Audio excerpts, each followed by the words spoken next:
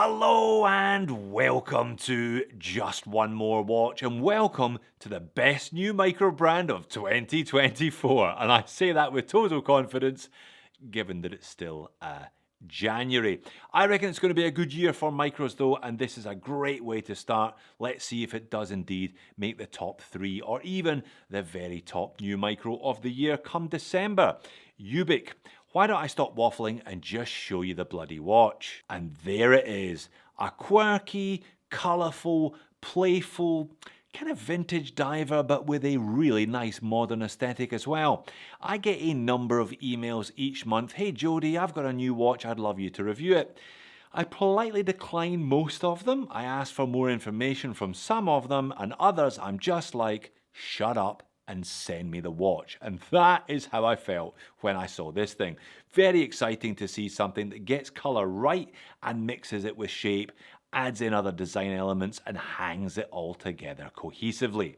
It's not perfect, of course. I have some moans and niggles, and there's a slightly bitter taste in my mouth regarding the price. I will tell you all about that later, but I reckon this one is going to be big. By the way, I should say, this video is sponsored by Ubik. I will of course therefore leave a link to the Kickstarter campaign and their website in the description of the video. And inside this innocuous looking white box is some really nice packaging as well. I can't believe how polished this lot are for their first effort. Previously, my favourite packaging, the one that made me smile the most, was Draken's packaging, the New Zealand micro brand. I really like this Velcro pouch, pull tab, you pull the tab and behold, there is your watch. But this Ubik packaging really does knock it into a cocked hat. I hear they've got a little bit of help. It's a guy called Drayson, and I think he is working in cahoots with another Singaporean micro brand. I don't know who that micro brand is. I will leave the conspiracy theorists in the comments section to come up with their own ideas, but this is all so nice for a first attempt. Excuse me, I'll pop that out the way. All right, again, fairly innocuous looking black box, yellow top, little pull tab here. What happens when I pull the tab? Oh, that happens. That's your warranty card, pops out the top, and this bit contains some more information. Again, I can't believe this is their first watch. This is their press sample. Unbelievable to have all of this in order before you even go to market. Very nice indeed. That fills me with confidence. This one going on Kickstarter on the 1st of February, running for the entire month of February.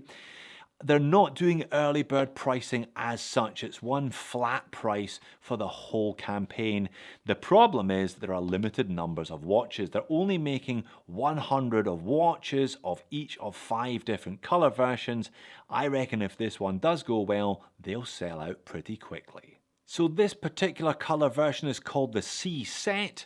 You can guess from the names they're kind of combining a few different things. If this one is a little bit out there for you, there are more conservative options. They sent me 2. This one is definitely more discreet. This one they refer to as navy silver. My personal favorite though is the one that I put on the thumbnail. They're referring to this one as beet red.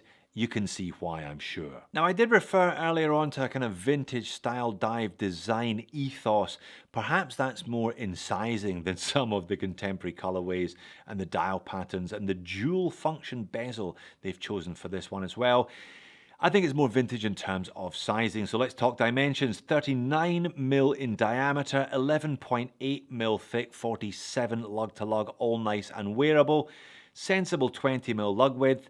Definitely a vintage taper on the bracelet, all the way down to 15.5 and back up to 17.5 at the clasp.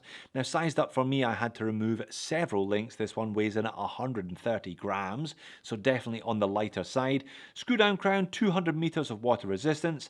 It's a box, flat sapphire crystal, and the movement, perhaps you guessed because it is relatively slim, is a Miyota 9015. Closed case back though, so you don't get to see it, but it is a nice case back, etched with your number out of 100, designed in Singapore, dual series 01.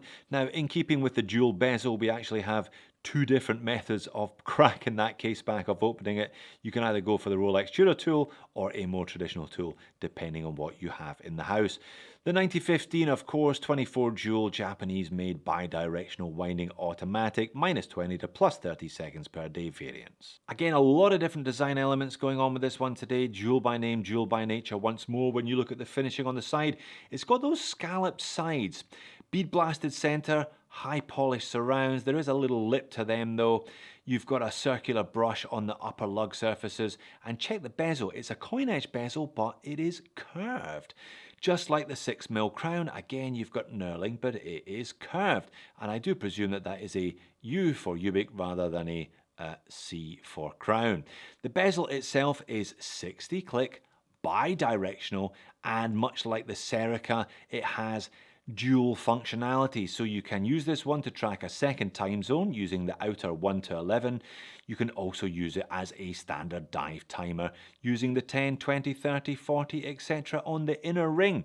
Triangle at 12, that is loomed. The hands are loomed. The bezel numerals are loomed. I will show you all of the loom a little bit later on. Bracelet today, perhaps thankfully, is rather simple. Flat link, 3-link style screws holding it together. Reminds me of the one on a Laurier or a number of those other vintage style divers. Now the clasp here etched with the Ubik logo, dual pushers. These are prototypes. They've got a few scratches on them.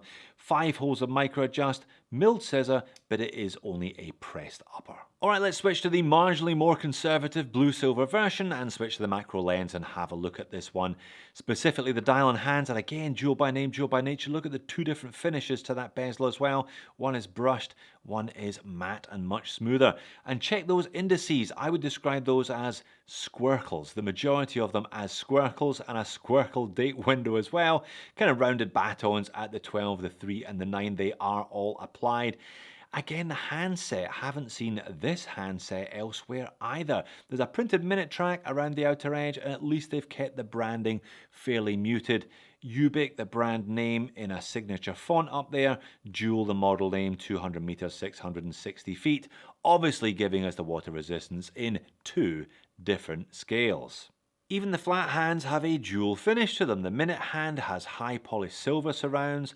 The hour hand and the second hand are coloured and have a matte finish, so they are not as shiny or reflective as the minute hand. Overall, I think it's a great piece of design. A lot of thought has clearly gone into it. It's colourful, it's quirky, it picks references from here and there, but it doesn't look like anything other than itself. On wrist though, there is nothing outlandish or outrageous about the way this one wears. It does wear rather like you expect it to. 47 lug to lug is fairly lengthy for a 39mm. Maybe if you have 6.5 inch wrists or smaller, you might be better looking at something with a 45 or even a 44mm lug to lug. There are plenty of retro divers out there, perhaps not quite as colourful as this one though. You get some nice light play off that all brush bracelet and the all brush clasp as well. Legibility, okay, that will obviously depend on which colour variant you go for, but yeah, you're not buying this one as a tool diver. That's not the point. You're buying it because it's fun, and as if to underscore that, they're chucking in a colour matched FKM rubber strap into each one of the packages as well. FKM seems to be the material of choice at the moment. It's flexible, it's comfortable, it doesn't attract fluff and dust. I've never seen one with this many perforations on there. I guess if you are wearing this one in a hot climate such as Singapore, it is ideal.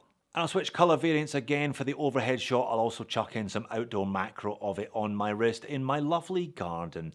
Yeah, like I said, legibility definitely varies depending on colour version. This silver grey, that hand washes out, the minute hand washes out against the dial, and it's not the most vibrant shade of orange either. So yeah, do bear that in mind if your eyes aren't quite as sharp as they used to be. So then, quirky, colourful, interesting design, and one of the most polished maiden efforts I've seen in years, if not ever.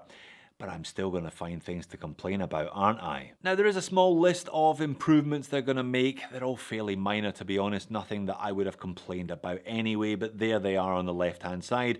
On the right-hand side is the Kickstarter launch special price, $519 US. That is actually quite reasonable for what you're getting, a Miyota 9000 series, the quirky colour, all the design details, the fabulous packaging, and the FKM rubber strap. But when they asked me if I was interested in reviewing this watch late last year, they were quoting a price in the early to mid 4s.